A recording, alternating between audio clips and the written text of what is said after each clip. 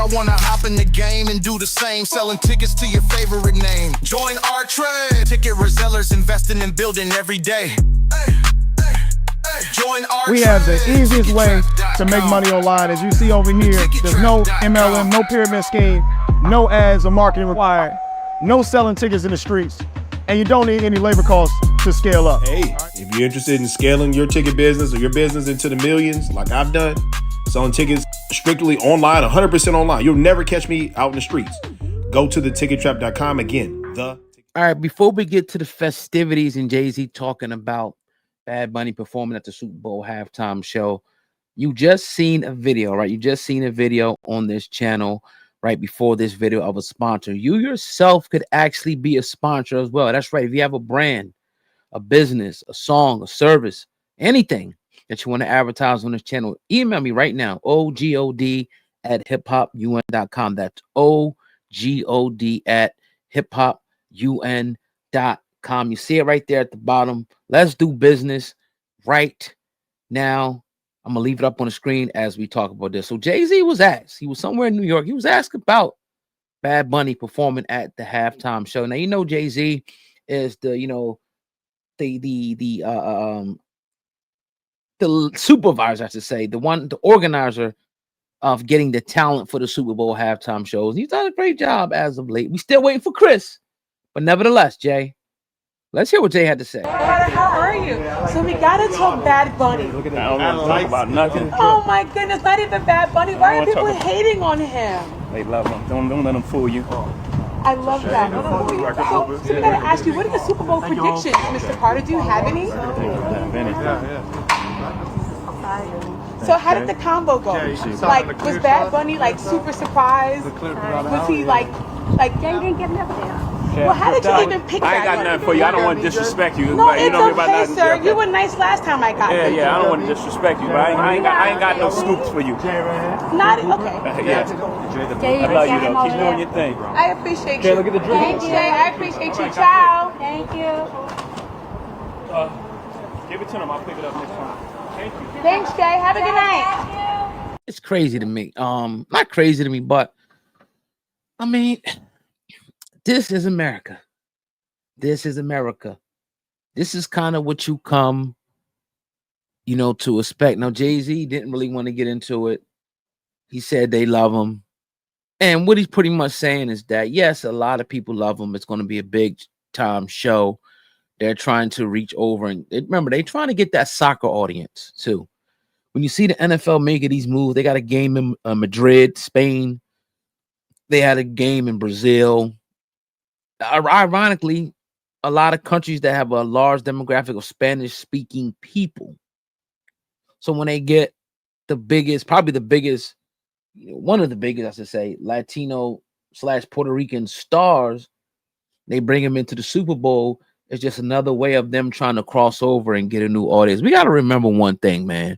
And I think we kind of lose focus and sight of this. The NFL is a business. It's an entertainment business, and a business is in place to make money. They don't care about your feelings. They don't care about who they offend. As long as they keep turning over a profit and they have a product that is unbearable, that's not unbearable, but that you can't resist to watch. Like, people's Sundays are filled with football. They're Monday nights, Thursday nights, Saturdays, Fridays. It's become a family tradition in my household.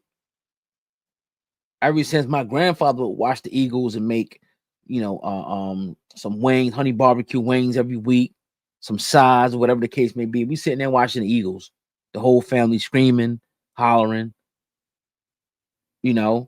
cheering them on. They take over our emotions and everything. So this is a move for the NFL to do that. Now, has Bad Bunny been very controversial? Absolutely.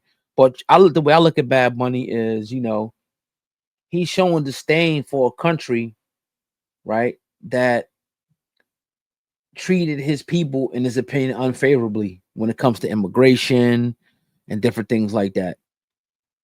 But you got these super duper Americans, and I don't really think it's like it. Don't look at us. When I mean us, I mean black people. I don't really see no black people with any problems. But you have these so-called real Americans, right? You know, the Trump support, not even Trump supporters, but you know what I mean, right?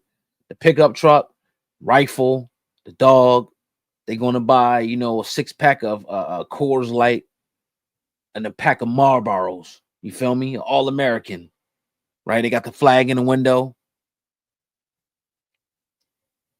Those are those breed of people that are speaking out against this because they love their country. We love our country too. As Black Americans, we are every bit a part of the moral fabric of this country as anyone else in this country. So we definitely have our say. So now, if it was true, because some of the things that they said that he said, I did the research, he didn't say it, right? Now, if it was true, if he had disdain for America to the point where he said he hated it or something like that, that'd be a different story, right?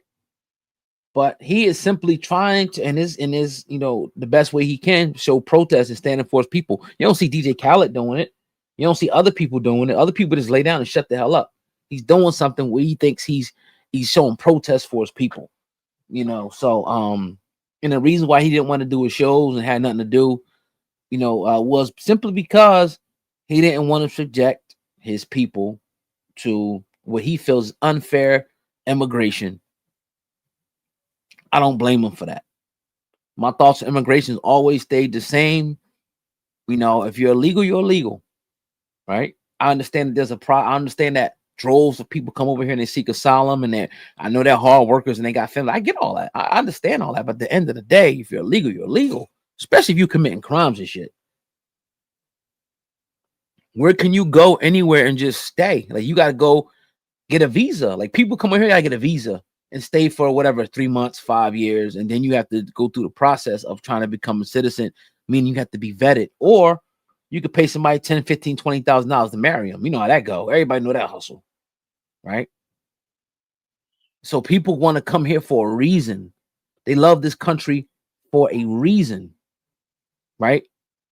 Because it's the land of opportunity. And people can come over here with nothing and turn it into something if they practice group economics. If we can stand to live with each other, if we can stand, you know, to circulate our dollar. You see, you know, Jewish, Hispanic people obviously doing it now.